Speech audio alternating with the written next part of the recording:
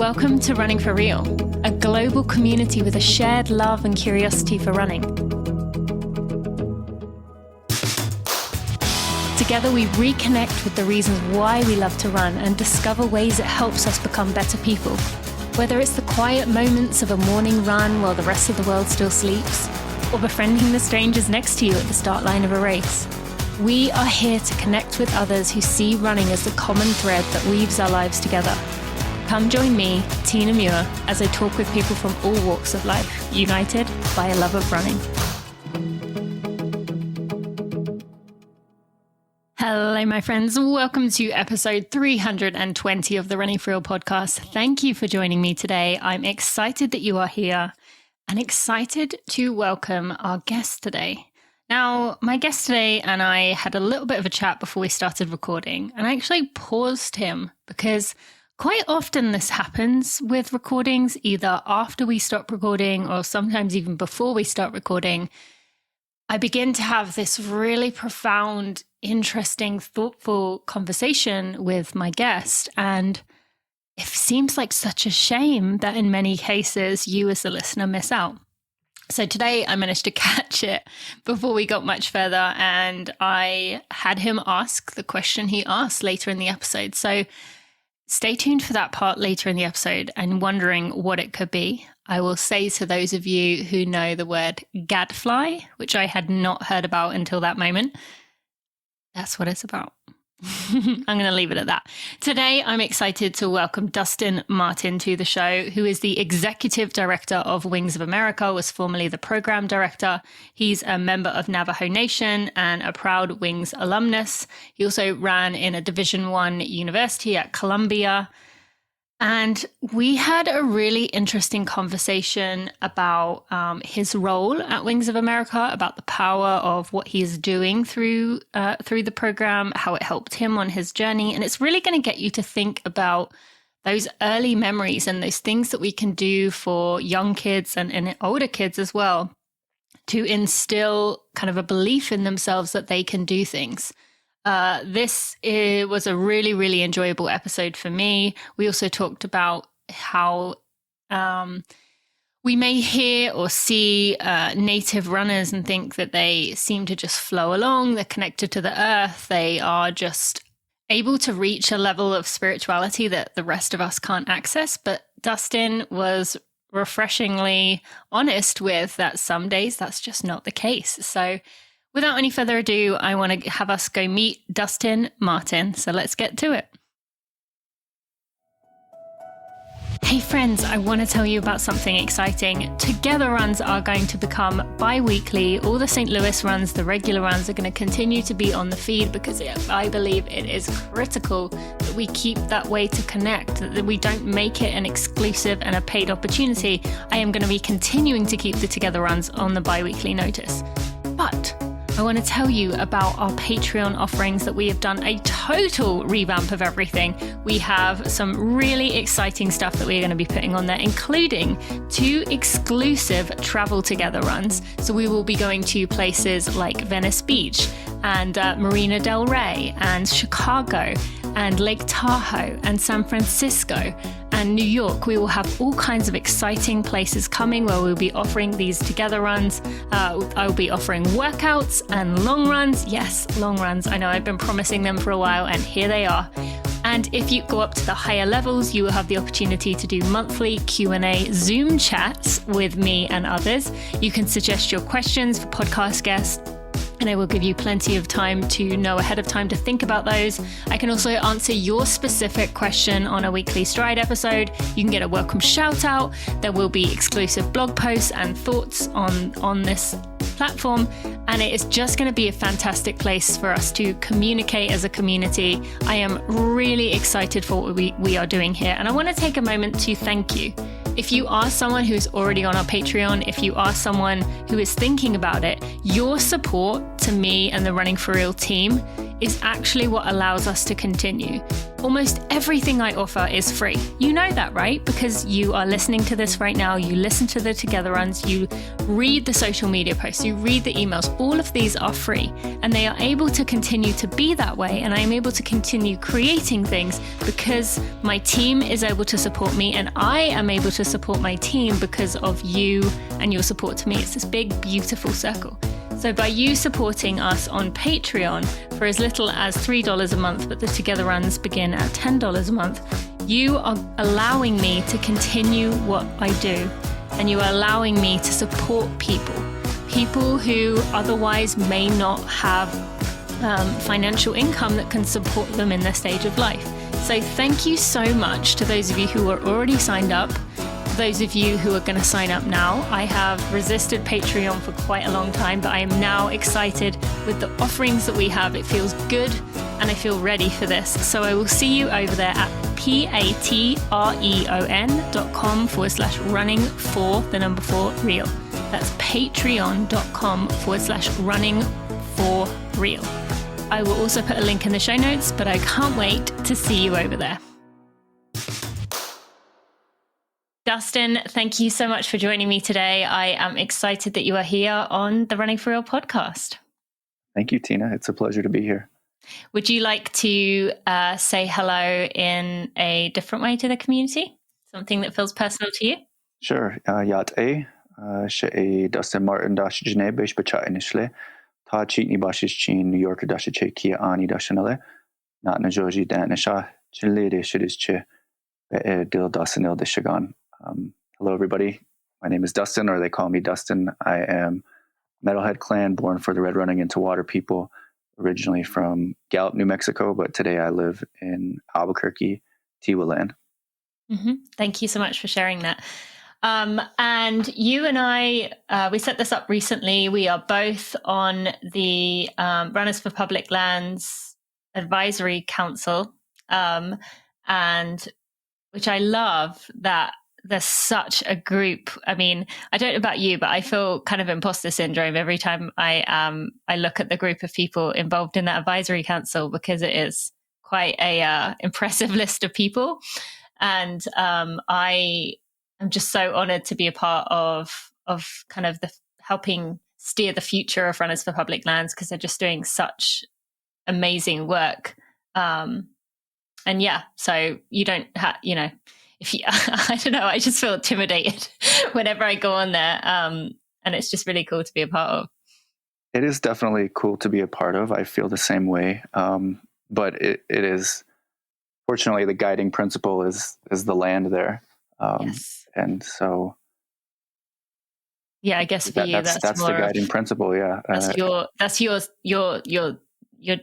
to say your jam, but your like passion anyway. So that you're obviously more natural fit for that. Whereas, I feel like for me, sometimes it feels like I'm pretending to know what I'm talking about. But anyway, yeah, well, if we care for the land, we should.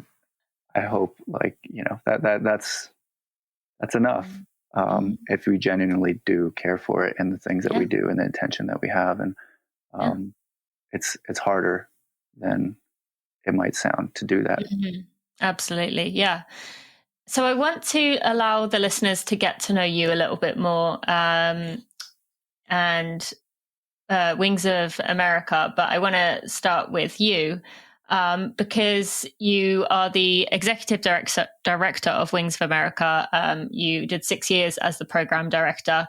So that may be where people have come across you through your work with Wings of America. But I want to begin by going into you and your experience. Now, you did have being outdoors, even running as a part of some of your early memories. And I would love to hear a little bit about, just your upbringing in terms of how physical activity, how being outside, how being connected to the land was just a part of life, and it helped shape you into the person you are today. Yeah, thank you for that opportunity, because it always drums up just appreciation for the fact that I had parents that always had us outside. If there was free time, we were generally outside riding mountain bikes or riding horses or just walking and seeing new places, and to grow up in a place like the American Southwest, where there's so many places where you can go freely and feel safe. I got the best of that, and I really appreciate that. And whether it was tribal land or BLM land, or whoever, you didn't have too many memories as a child of getting to a fence and being like, we can't go to the other side of that. And that's a great privilege, I've realized in the last couple of years, especially to feel safe knowing my surroundings was something that was always taught to me, or instilled in me, just in the way that we lived the day to day. And unfortunately, not every young person gets that opportunity. Yeah, no, it always surprised me. So in the UK, we have, I don't remember the name of it. It's called like public lands or something along those lines, where you can pretty much go anywhere in the UK. There's obviously certain places that are unsafe or have a high fence that are like protecting something security wise. I don't know. But for the most part, you can kind of cut through anywhere and everywhere. And there's like gates and fences to climb over, or styes, as we call them. And so I remember when I came here and there was this concept of, like, this is my land, which you and I can maybe go into later why that in itself is problematic, my land, when it wasn't their land. But there's to have, as you said, borders and like not allowed through here, or even, your life is at risk if you go past this boundary. And so I don't really hear of that too often, as you said, about being able to kind of roam freely, to explore the land as feels right to you, and feel safe in doing so. And for me, I found that quite hard when I moved over here, getting used to the concept of, for me, it was running and exploring, that I couldn't go in certain places, or certain times of year it was dangerous for me to go in areas because of hunting. I found that really hard to get used to, coming from a place where I could travel around. So how has that experience, does that kind of jar you in the same way when you come to a place where there's a lot of, you must stay on this path, you must not go over here? And even if you want to talk about the concept of stolen land in the first place, we can talk about that too. Yeah, I mean, well, to answer your first question, yes, it is jarring, and it gives me anxiety, to go through other landscapes where you can peer out and it's very clear to you that that's off limits to you. And once again, I just feel very fortunate to have grown up in a place where there's so much tribal influence. There's so much awareness that the land hasn't belonged to any single person ever. That people are at least willing to talk to you before they take aim, and like I said, only recently have I begun to understand what a privilege that was to grow up in a place where, for the most part, I always felt safe, and we felt, safe to adventure and see new things and familiarize ourselves with the landscape, because ultimately, if there was an owner there that wanted to question your presence, you could at least talk to them. And they were your neighbor. And so, growing up, I lived south of Gallup, New Mexico, on the way down towards Zuni Pueblo and Pinon Juniper Forest. And our little plot of land is only 5 acres, where we had horses, and my mom left for her runs, and we had lots of dogs. But all we had to do was ask permission of the adjacent landowner to cut a fence, to cut a gate, and to be able to go out and ride our horses on those 600 acres and not have to worry about the dogs getting hit by cars and things like that. Was it was amazing. But I feel like as an adult, maybe more and more that idea that you're going to be able to just easily ask for permission or gain permission to to be on someone's land it feels increasingly the case. And that's hard. I don't know if it was just this like blissful naivete that I had as a child, thinking that you could always just have a conversation with someone or ask permission and sort things out. But I realize now that that's definitely not always the case. And more and more you're seeing tribal people subscribe to the concept of land ownership just to assert their right to be in a certain place. Yeah. And I don't disagree with that. In many cases, unfortunately, that's the only language that adjacent landowners understand or will even accept. And that's really disheartening, but it's also reality. And but we're going to keep showing up, and we're going to keep asserting our presence on that landscape. And when I say we, I say, myself and my peers, tribal indigenous people. And that's the beauty of running too, is that you can be there and you can be so present and you can gain so much from that experience in a place, but it's ephemeral, and you're there and then you're gone, and you're able to enjoy it with your everything, but you don't have to set up camp forever, Yeah. No, that's so true. I'm curious, you mentioned to me before we started recording that you have a 6-month-old and a 2.5-year-old, which, you, as I said to you before, you are in the thick of so far, that what I think was the toughest bit of being a parent of two was around that stage for me that you are in right now. But how do you talk to your kids about land ownership? I'm coming into this more with my 4-year-old now, who is very, very curious. She's very, maybe not surprisingly, invested and interested in conservation and learning about the earth. How do you I mean, your 2.5-year-old, you may be just getting into that stage, but have you thought about how you're going to have those conversations with, as we said, that language that people use today to talk about land ownership, but that's obviously not where your heart wants to be?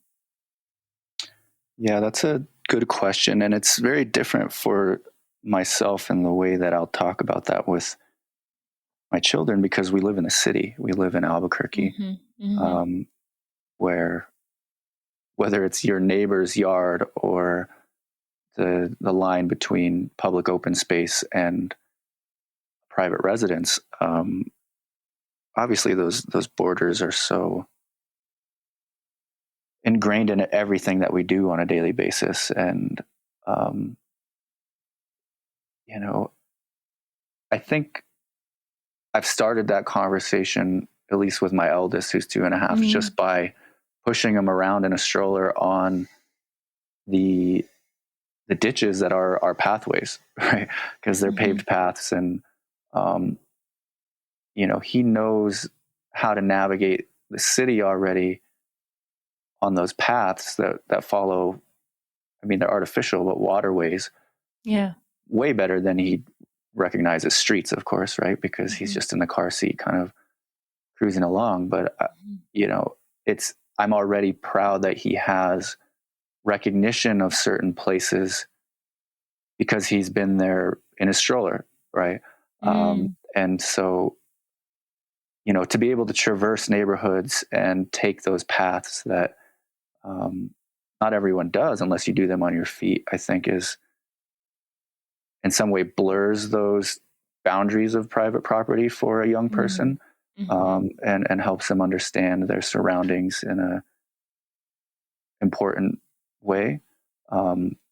But still, like, I won't lie that, if he walking to his grandma's house just wanders into someone's yard and up onto their porch, I'm not like, Kivo, you have to get over here. And, that's not your porch. You have to respect that boundary. And the reality is he's 2.5, and any landowner that comes out, I hope isn't coming out guns blazing, but certainly there are still moments where I am still also reinforcing those Mm-hmm. those boundaries that we put on land. And it's important to have an understanding of those, but I guess it's also important to complicate them, like I said, in ways like traversing your city using paths that you only can on foot or on bike. Or and in Albuquerque, that's very unique because those paths follow, like I said, waterways, that all the water is running down from the mountains towards the river. And they are, even though they're concrete channels that are artificial, they serve a very practical purpose and also carry, sacred cargo in the waters.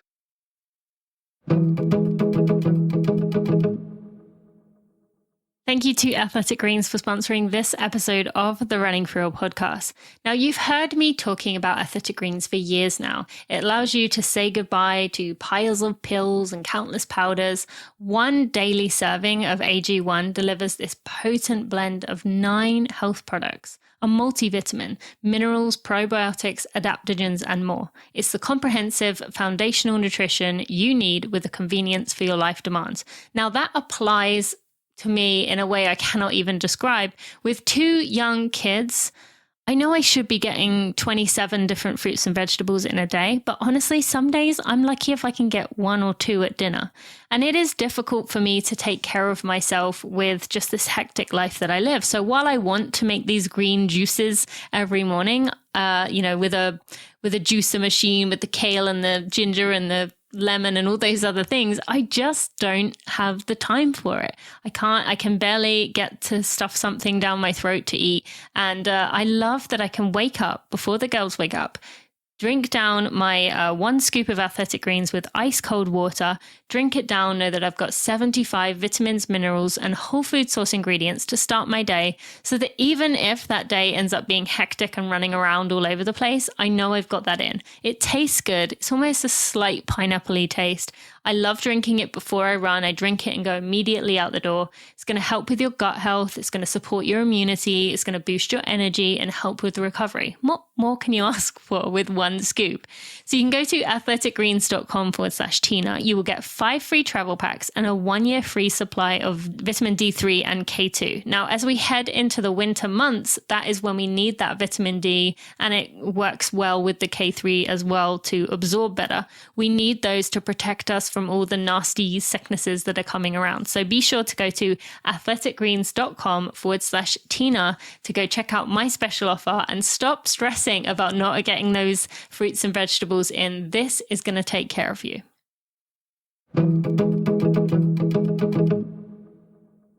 Well, thank you for sharing that with us. I know that's a personal thing, but it was just something that had been in my mind lately, and just something I've been thinking about a lot lately.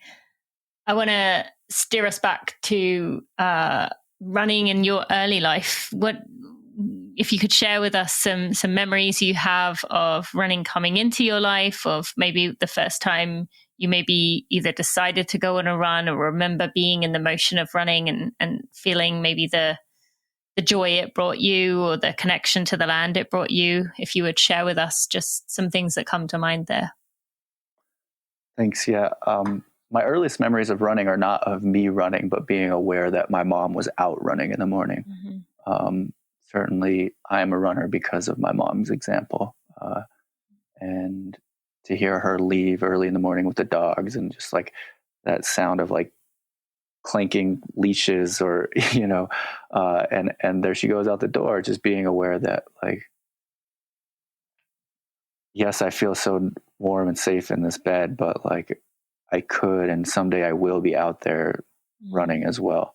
I don't remember when I internalized that or felt like I would be a runner as well, but like I said, I have that memory of just listening to her leave and go out the door into the forest and just being, admiring her because it was some mornings dark and cold, and just being in awe of that dedication that she had for the thing that she loved, which is running, and wanting that same grit myself, like feeling of grit. Yeah. I love hearing that so much. That's just such a beautiful example of something that I mean, I think you'll understand this as a parent. You're so keenly aware of what are my child's first memories going to be. And it's easy to think that they might be, a special occasion you took them to. But I don't know about you, but for me, my first memories are very normal situations, like things like that.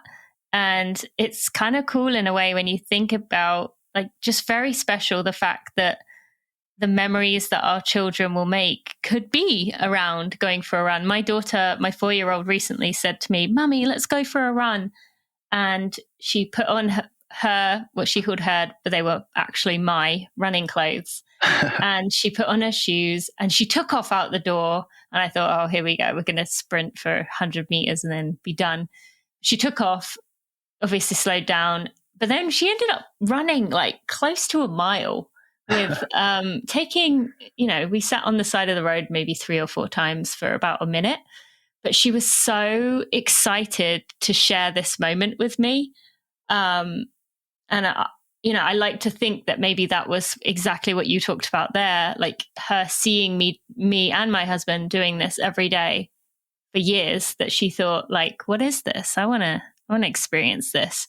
And so I really love hearing that as someone who kind of got a glimpse of that being a potential memory for my 4-year-old. So thank you for sharing that on a personal note, but also it's just, yeah, amazing to hear how that could have led you to this moment you are in now.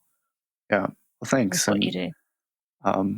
My mom's influence as far as ensuring that I was a runner continued. She coached at Gallup High School while I was previously, like when I was in utero, like when I was a very, very, very small boy, but also when I was in like 5th, 6th, 7th grades. And so I would tag along with her to practice and watch runners that I now know were wings runners, but at the time didn't know anything other than the fact that they were just fast and I wanted to be like them.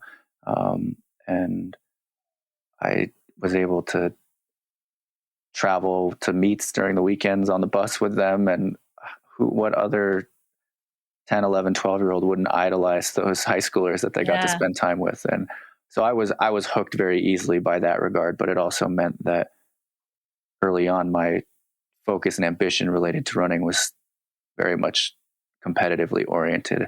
And that served me well, but I'm glad that my life has taken more so that the people in my life have helped me see that running is not just competition.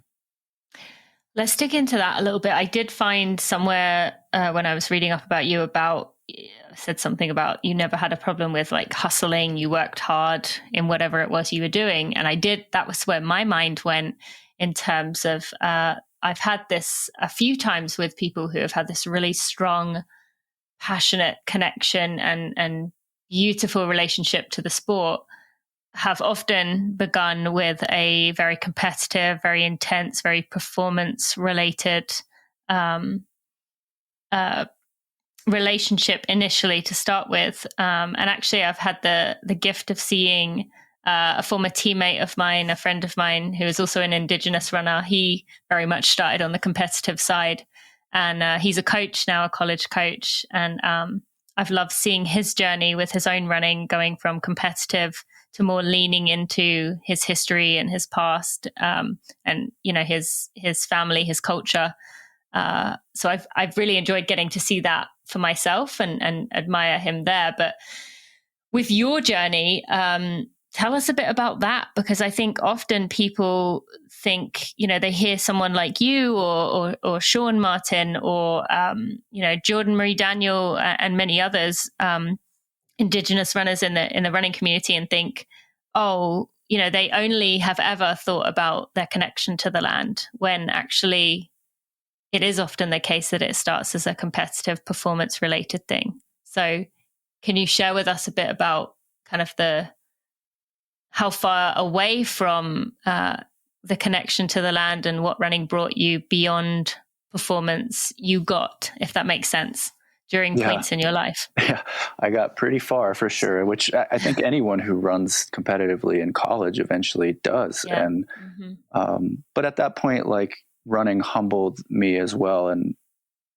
I got hurt, and it wasn't fun anymore. It wasn't enriching anymore because it was so focused on just results. And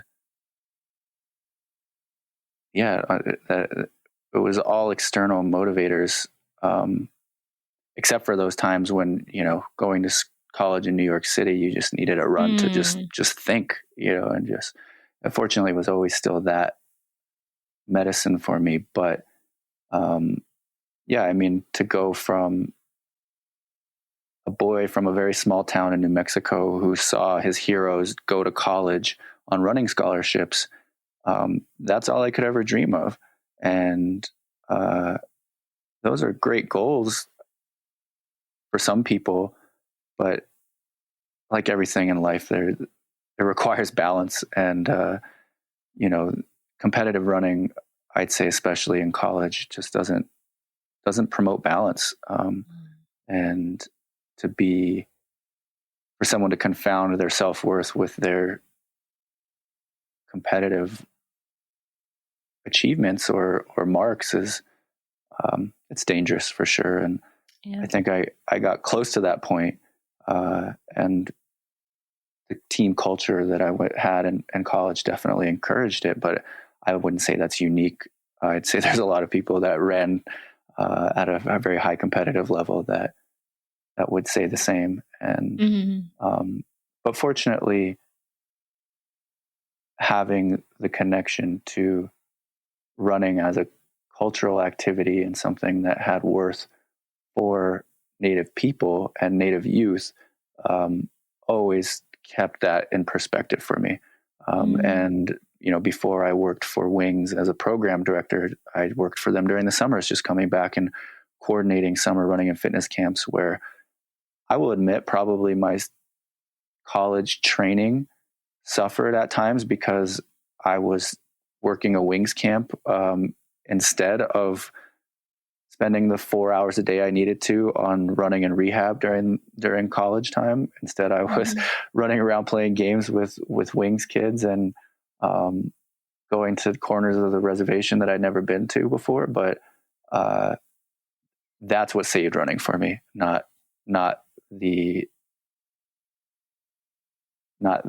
any of my competitive achievements in college, that's for sure, because they were all very mediocre.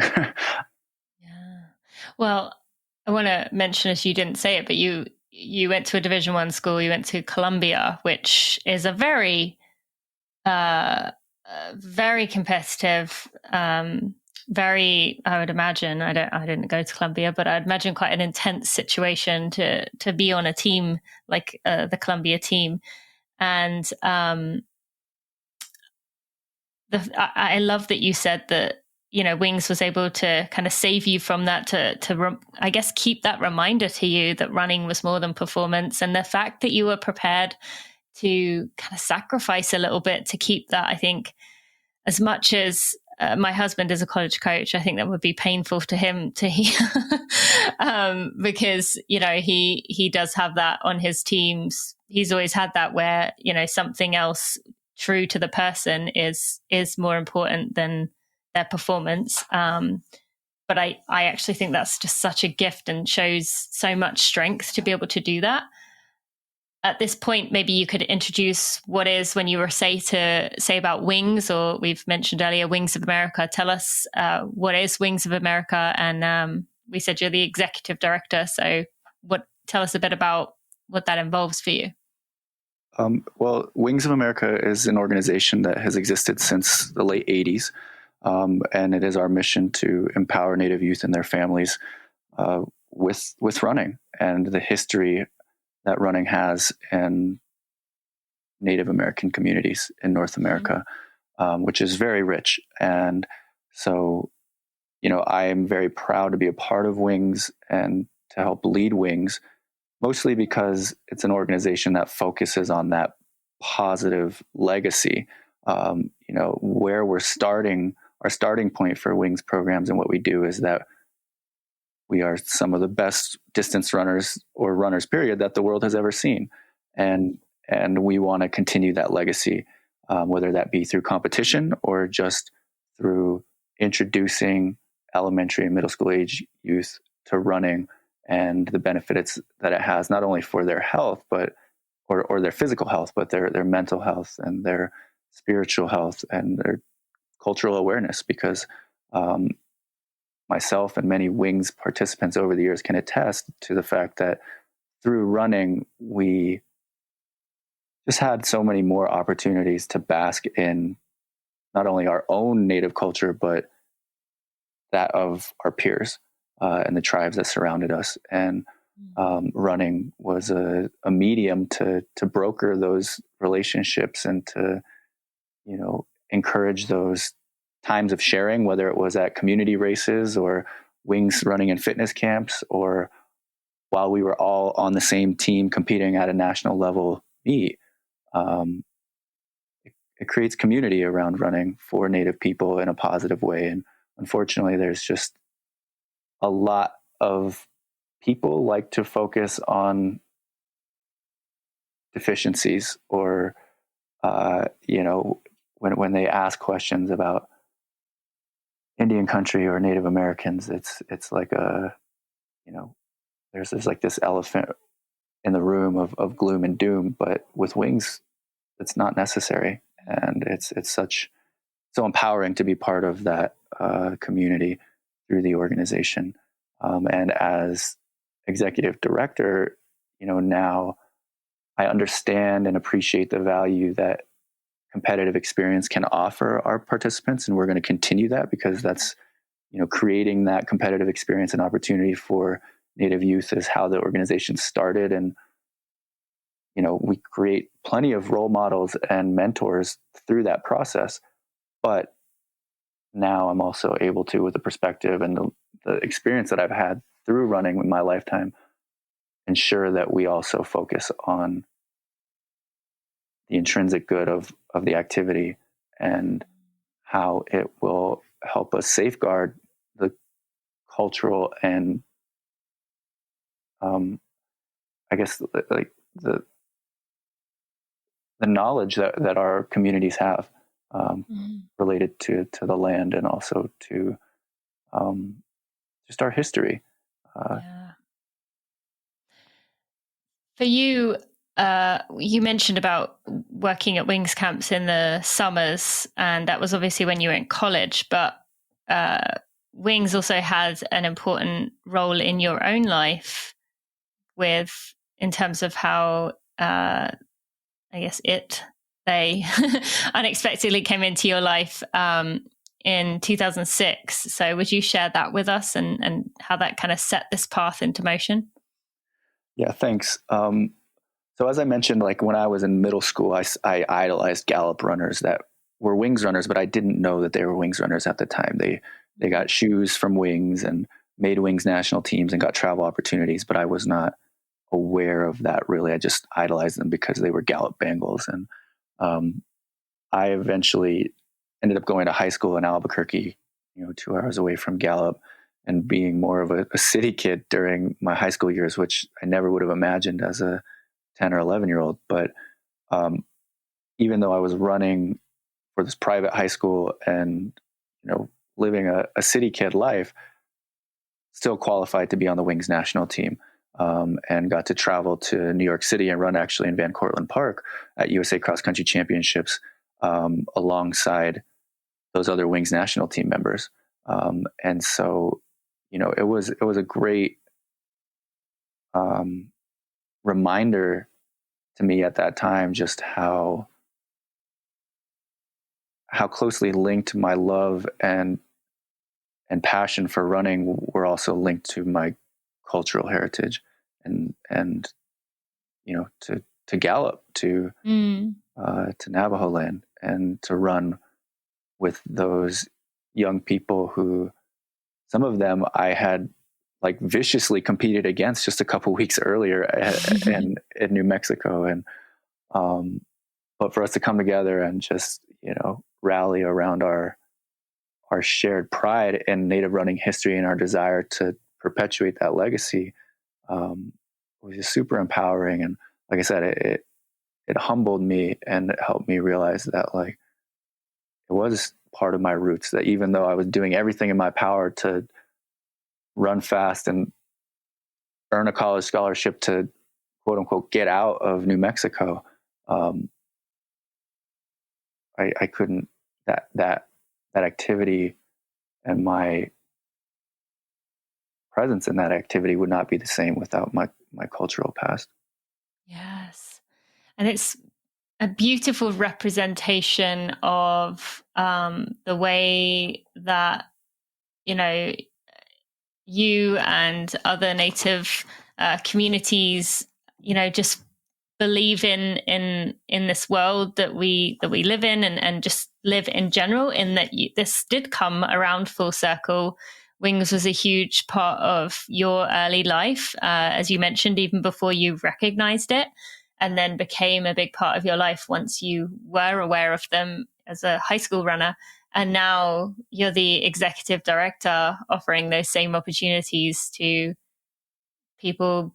As you said, you're doing camps with young kids, so you're getting the one. Well, I'm assuming the camps are still going. Yeah. So Okay. Typically our camps are during the summertime. Our summer running and fitness camps that we employ current Native college and high school students to lead, and they travel around. Predominantly here in the Southwest. During my tenure, we have had camps in places as far away as like South Dakota and tribal communities in New York and Oklahoma. But recently, especially after the pandemic, we're a little closer to home still. And so to just make sure that tradition in movement, really just that we keep moving, that we keep talking about our experience and what running has offered us, is super rewarding. And I think it's important, because if role models and mentors don't get the opportunity to tell those stories, then are they even role models or mentors? Yeah. And the pandemic certainly, it was a huge challenge to keep that tradition of mentorship and leadership going, because we couldn't connect in person for so long, and to come out of that and keep that cycle alive and keep the knowledge alive amongst Wings facilitators, to how do we take this thing that we love and transfer that passion to young people, or at least just give them the awareness that it's a tool for them to use in their lifetime. It was super important, but it was hard and it was scary, just because the pandemic hit tribal communities so hard, and there's still a lot of fear associated with that, and we understand that, but we also wanted to make sure that young people were still getting those enrichment opportunities and that opportunity to see their role models moving and moving with them.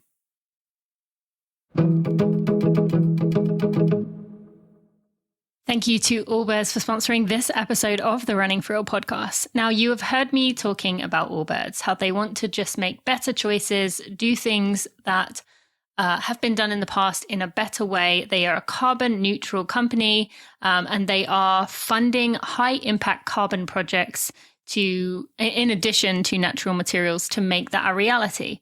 But before they do that, they get the footprint of each item that they make, so that they have the whatever kilogram of carbon per item, and then they are able to reduce that to make it carbon neutral. Now, I've been talking about the carbon footprint, how we need to start talking about this, and how we need clothing brands to really own their number, and that's where they're going to be able to make a difference, by cutting that down. But today I want to talk to you about one specific thing. I've talked about Allbirds as a whole. You've probably seen that I've been doing lots of Allbirds events lately. And I want to say, if you have not been to one of the Allbirds events, and I'm coming to a place near you, these are so inclusive and empowering and supportive. I am absolutely loving the diversity and the richness of the stories and the people that are coming to these events. Every event I do with Allbirds, everyone walks away feeling empowered and strong and just connected. These are beautiful events. So if you have the opportunity, if you are going to be in Chicago on October 7th, come to the Allbirds event on that evening. You can find out more in my social media. And if you are in San Francisco, there's also an event on the 13th I would love for you to attend. And finally, if you're going to be at the New York Marathon, there is going to be an event on the 4th of November. So I would love to see you there. Find out more in the newsletter. But anyway, I want to talk to you today about the Women's Performance Sports Bra. This bra I wore at the Venice Beach event a few weeks ago. Honestly, one of the best bras I've worn in my entire life. It was so supportive, so comfortable. I wore it from 8 a.m. all the way through to 10 p.m. Didn't change, didn't shower, didn't smell. And it was so comfortable, very supportive. And I just encourage you to go check it out. You can check out the Women's Performance Sports Bra by going to allbirds.com. It's got this open back to allow maximum airflow. It's got removable cups, but not the cups that keep folding into themselves. Let me just add that. And it's high support enough to be able to handle running. So go check it out at allbirds.com, the Women's Performance Sports Bra.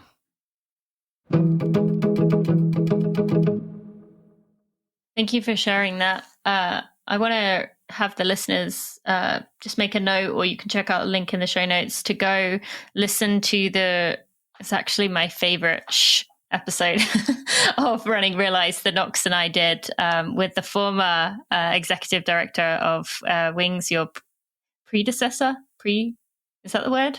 Yes. Predecessor. That sounds, I don't think I've ever said that word out loud before, but that's the word, right? Sean Martin did the most beautiful story telling us about, just the connection as a Navajo runner to the land, why running is such an important piece of that. And I want to encourage people to go listen to that if you haven't already. That's episode 3 of Running Realized. With you, I want to shift to something that I think is important and something that a lot of people will be interested to hear about. And that is, you've talked about how your connection to the land, your connection, how your relationship to running has changed, but it's changed recently in the last few years through becoming a parent, about, your motivation to run, what running means to you. Will you share a little bit with us about that? Sure. In the most real sense, that it's changed just because your training has to change. You have to build that training around the schedule of your child and your partner. And I think a lot of people focus on that. But for me, I'm just like, to race with the thought of my child and now children on my mind has just been so much fun. And to, even just use that, like, I've never wanted to impress someone so much as my children, and that sounds, I think, really shallow to some people, but I think parents will understand that, like, in those moments of weakness in a race where you feel sorry for yourself, or you consider easing up when you have the strength to keep going, like, my children's names and just the thought of them is like a mantra to be like, you can be stronger than that. And they'll be proud of you if you're stronger than that in this moment. So to just, I guess it's like similar to the way that they talk about these like superhuman feats of strength that parents will achieve, like lifting a bus off a child or something, but mentally, I think our children have the ability to encourage us to do that. And it's fun. It's fun to explore that. And I'm looking forward to the next time in a race where I'm like really in that dark place and I have something to lean back on and encourage me not to be weak, Mm-hmm. I said to you before we started recording that for me, I actually feel kind of the opposite, even though I feel like that's a rarity, that most people say what you say, that their children gives them extra motivation. They think of their children in tough times. I feel like for me, I kind of want to push them out of my head, because if I think of them, I just think, I don't know why I'm doing this. They love me. So why do I need to do this to myself? But I think I'm in the minority there, because most people I've heard of saying the same thing to you. But I do think it's important to mention here, I think when people often think of native runners, they think that, like I mentioned about the Sean Martin story piece we did at the beginning of Running Realized, that it's always this powerful connected experience that you like, almost like you're always in flow. You're always just like out there being thankful and really immersed in that moment. So hearing you say that, I think is actually probably a bit of a relief to people, like, oh, he struggles too. So maybe you could tell us about that, how you can be connected. You can be thinking about Mother Earth and Father Sky. You can be one with running, but yet there's still times where it's difficult. Absolutely. And I mean, I think that, of course it can be difficult. Anyone who is a runner, or even people who don't consider themselves a runner, maybe even more so focus on how hard it can be and how do you push through that. But it's like most things, everything takes practice, right? And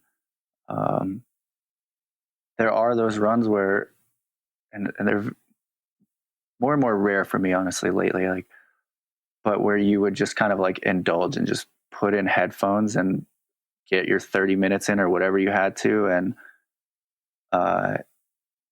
just get inside your head. But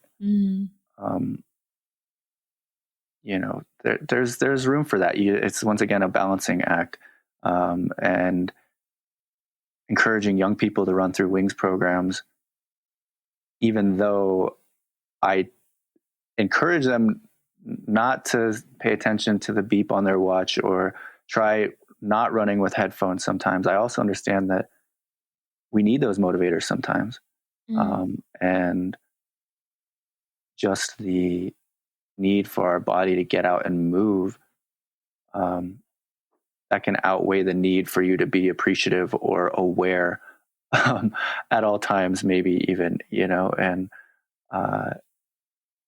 but as we mature, I think in the sport, we have the ability to do both, and to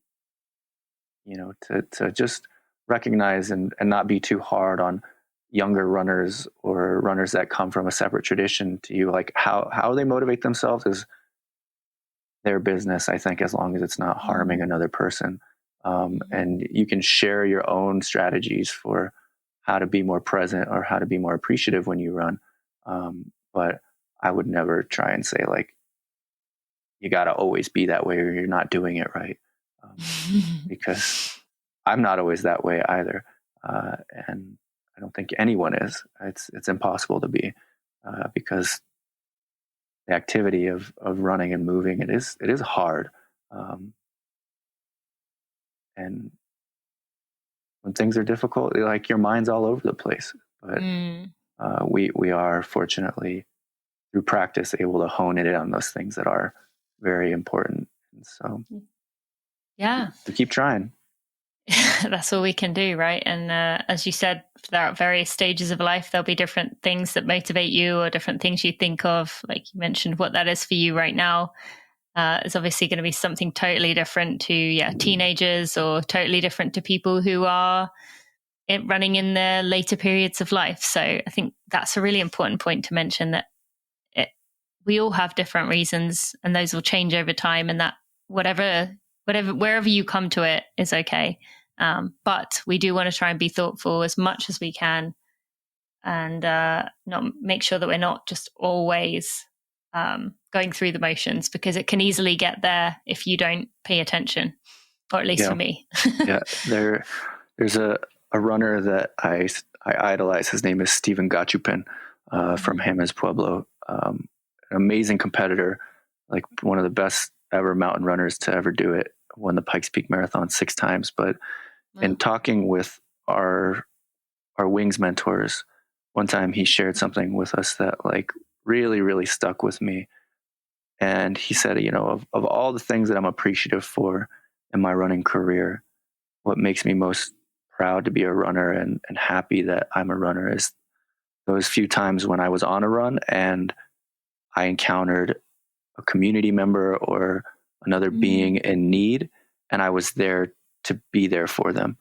Whether it was someone in the cold who, like, was nearly dead of exposure that he chanced upon and was able to help, or, like you said, an animal caught in a fence or something, right? Like to be there in those moments and be aware enough to understand that someone or something is in distress, and you being there in that moment as a runner, like, you have the ability to stop and do something about it.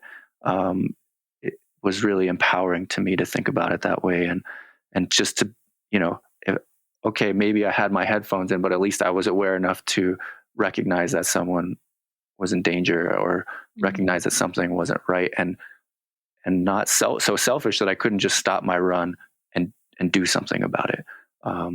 That was, him explaining that to me was super humbling, and it's just a way that I want to always approach running from here on out. That, like I said, just you're not always going to be so present and appreciative that you're on some higher spiritual plane, but you can be present and appreciative enough so that someone needs you, you can sacrifice that run or whatever cadence you were enjoying to be helpful.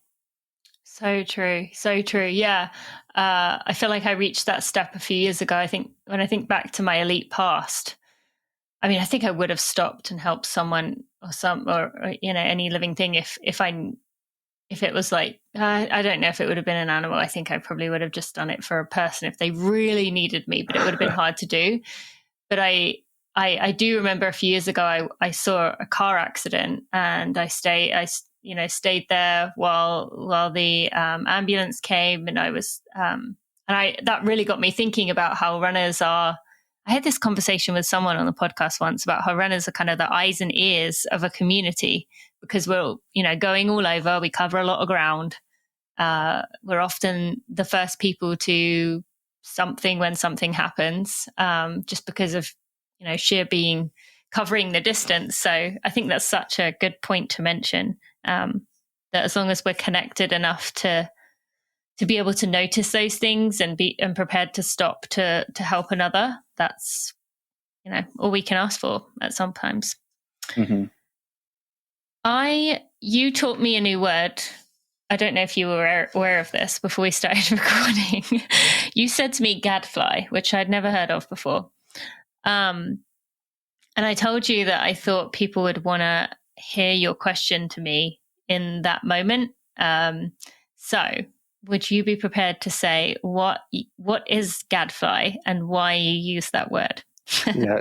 So the gadfly, I think it's actually comes from Socrates, actually, like him referring to himself as the gadfly, who, like, he's the fly in the ointment that's like bothering and making people, that's such a good word. Make people think harder. And I'm showing my privilege, right, in quoting Socrates, but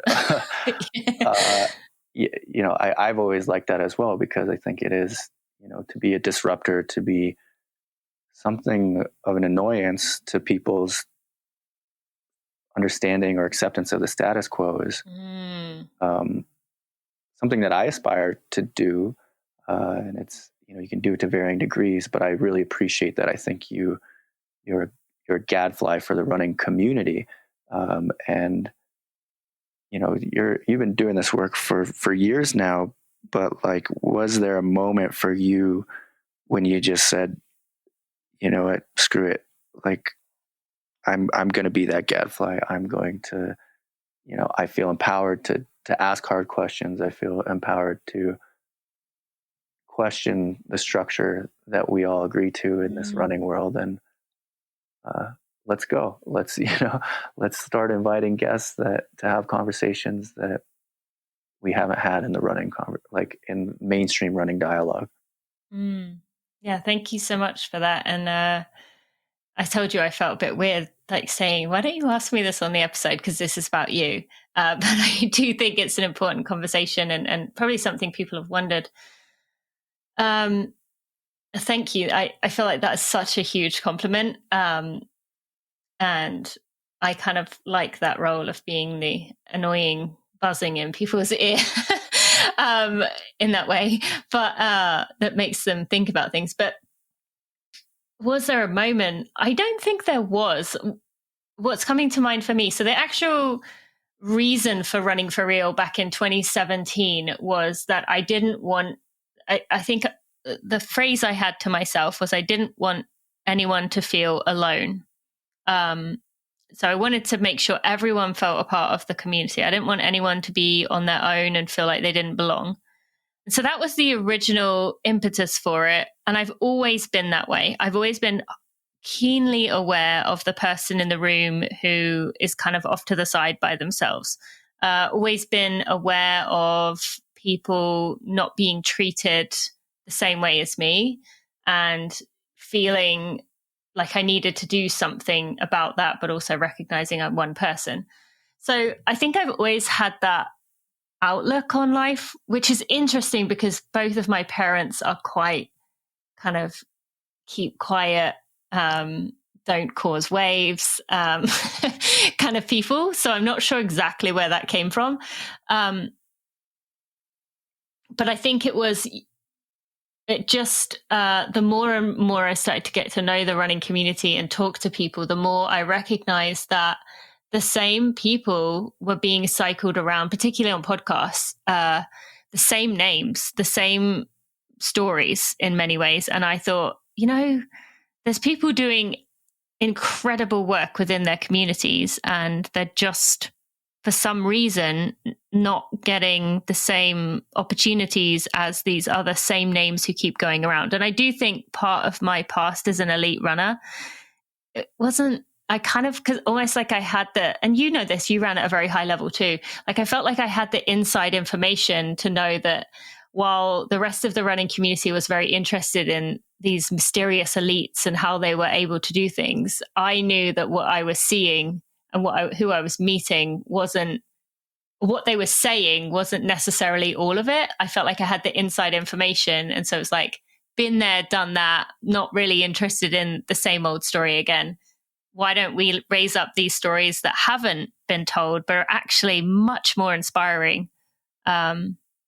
So yeah, I don't know if that answers the question, but I don't feel like it was one moment. I think I've just always had that, wanting to bring people in. Well, I mean, I guess showing people that running for real is not just being able to compete at that super high level. Right? That real runners aren't just those runners that can run a marathon real runners, I think, are those people that can appreciate the community that they're a part of, and that, your race or your achievement means nothing if all those people don't also show up to the starting line. I appreciate you diversifying those perspectives, because I agree with you. And I think the running community has done a great job. Well, I don't want to say great job. I don't want to be too congratulatory, but like, definitely things are opening up and people are recognizing that, especially just that hardcore results driven competitive running is unhealthy and boring at a certain degree, at a certain point. And there's so much, so much more of a rich history and also perspective from those other runners in the community that really, competitive running is depriving itself of if it doesn't recognize them. Yeah, so right. And I think just one more thing that came to mind as you were saying that, in terms of being the gadfly, is that, after 2020, obviously there was this big the running community is going to change, and it kind of did, but then I feel like it's kind of gone backwards in some ways. And for me, I felt like I often reflect back on the civil rights march of the past and think about, would I have been one of those people out protesting? Would I have had the courage to stand with very few when the rest of the country was kind of like, la, la, la, la, la, don't get me involved in that. And I feel like, so now these running brands and just brands in general are often tokenizing people and using them for something, and then being like, thanks, all right, bye. and I feel like my place in this particular time in the world is to say to these brands and to use my platform and the voice that I have to say, hey, no, that is not enough to just tokenize someone, use them for a picture, and then like toss them aside. And because of the relationships that I've built, because of the things that I have done, I feel like maybe I'm utilizing that to hopefully make these brands follow through with their promises, not just make them be empty. So I think that's another driving force for me. That's great. Yeah, it's thank you. But yeah, I don't do it for the recognition. I do it just, it's the right thing to do. And as a white person, I obviously recognize I've had a lot of wind behind my back, and so I should turn around and give my hand to other people to bring them along with me. So, but thank you for asking that question. And I will continue to think about it. And I will continue to do it for sure. But I want to bring this back to you just to finish. Is there a story that comes to mind to you from your work in Wings that really showed the power of running for someone who you think otherwise would have maybe taken a different path? There's hundreds of them. I'm sure there's a lot. But I think for me, it really hits home the most when I see multi-generational connections to Wings. These former national team members that ran for Wings in 1991, 1992, that are, they now have young people that are trying to make our national teams now. And that's just without getting into particulars, because I like to, honor people's privacy. Like, that's what's so inspiring to me about Wings and why I'm so dedicated to it, right? Is because you're seeing that, like, if you create that intention or help create that intention in a young person, that it just has waves through their entire lifetime into the next generation. And those people serve as inspirations for their community members, and also are witnesses, as we were talking about, to the change in our landscape, the change in our environment. And we need both in Indian country. We need those people to inspire. We need them to lead.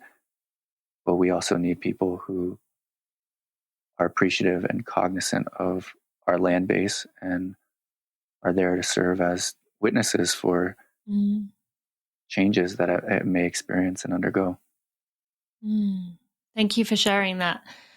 Dustin, where can people go follow along with Wings and you and what you're up to? And also, how can they support Wings with the work that you are doing? Thank you. You can always find us at wingsofamerica.org.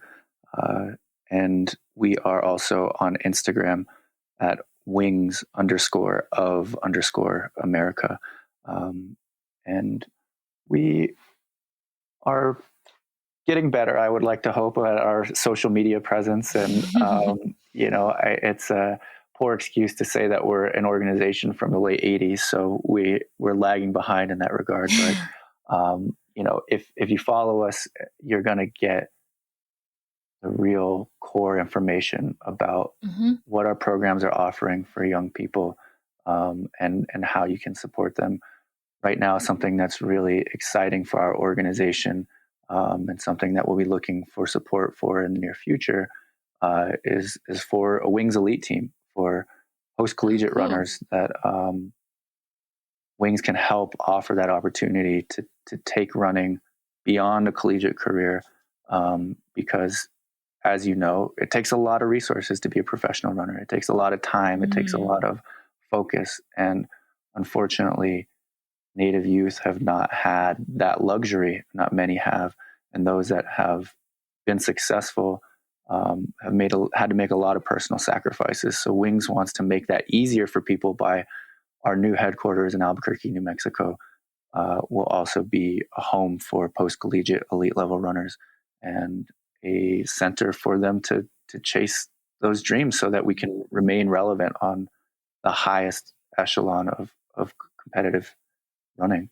And in order to do that, we're also very fortunate to have someone like former world record holder Patty Dillon as our coach, and she's a board member, but for her to step up and, really start to help us develop that culture and help young people understand, like, although yes, okay, we have this history, we have this talent pool, we have this ability, but it also, as her conversations with you on past podcasts indicate, like, it takes a lot of work and a lot of focus and a lot of dedication to a lifestyle that's not easy. So we're going to be looking for that support in the near future. And, but Wings will continue to, support high school age runners that need running opportunities, help support elementary and middle school age native runners by just introducing them to movement as a way of familiarizing themselves with their surroundings and their bodies. And it's a full spectrum of tools that we need to be effective movers in our lifetime. And, Wings, we try not to alienate young people because running is a scary thing for some people, right? So we talk about it more as continuous movement, and getting their continuous movement in. But I think that term is an easy and concise life goal for all of us, right? Just that we're always engaged in continuous movement. We're something that I aspire to, and for Wings to keep our community in continuous movement is all we can hope to do. Yes, so true. Thank you so much for sharing with us today, for all the work that you do, and just appreciate you so much. Thank you for joining me today. Thank you for your time, and thank you for also elevating those other Native voices you've had. If you haven't, Running for Real listeners, please go back to those previous podcasts with people like Dr. Lydia Jennings and Christian Gehring and Verna Volker, and because they have such a rich perspective to offer to this. And thank you for including them too. Yeah, no, thank you. I've loved those conversations. So I'll put links to all of those. I think I had Rosalie Fish on in like 2018. So that one might be a bit dated, but the other ones are all recent enough to where I think they're mostly, definitely still relevant in the stories, but I'll put links to those in the show notes. So thank you for those. And we look forward to following along in future. Appreciate it, Tina. The Running for Real podcast and everything we do here at Running for Real would not be possible if it wasn't for the Running for Real team. While I am the person who you hear from most often and maybe the face of the brand, the rest of our team are such critical pieces of what we do. And without them, I think I'd just be running around in circles with ideas. So I want to take a moment to thank our team. To Jeremy Nessel, who's been with me since the very beginning. Kat McKay, Sally Pontarelli, Kelsey Wang, Sandy Gutierrez, Louise Murphy, Andrew Basola, Alexandria Will, and Maria Vargas. Thank you to each and every one of you for all that you give to Running for Real and our community. I appreciate you, and I'm so thankful for having you as a part of the team. Thank you for listening to that episode of the Running for Real podcast. I hope you enjoyed that message from Dustin. I hope you will check out Wings of America if you have not already, and go follow along with them on social media. I hope you will check out Runners for Public Lands if you have not already checked in with that. And also you can find links to everything we talked about today in the show notes at runningforreal.com/episode 320. And in that, I want to remind you to go check out Allbirds, go look up those flyers, go get yourself some beautiful clothing, whatever feels right for you and your body. I mentioned about the sports bra that I am loving, and I have put a link in the show notes to go get that if you are a woman. I also want to thank Athletic Greens. You can get that special offer of that 1 year free supply of vitamin D3 and K2 by going to athleticgreens.com/Tina. And finally, go make that switch over to Patreon. If you are someone who loves the Together Runs, this is a really critical and exciting time that we are going to be offering this unique community, this special access, these exclusive perks for you as a listener by checking out our Patreon and signing up. So you can go to patreon.com/running for real. That's the number 4, running for real, to go sign yourself up. And I can't wait to see you on one of the live Zooms in the next month. My friends, I hope you enjoyed this episode as much as I did today. We all learned a new word, or at least I did. And I will see you on Monday for our final Together run on before we switch to bi-weekly. As I mentioned, they will be moving to Patreon, but you will still have access to the St. Louis ones on a bi-weekly notice. And on Wednesday for a weekly Strides episode, which, by the way, are now on YouTube too. Go check it out. Thanks for listening.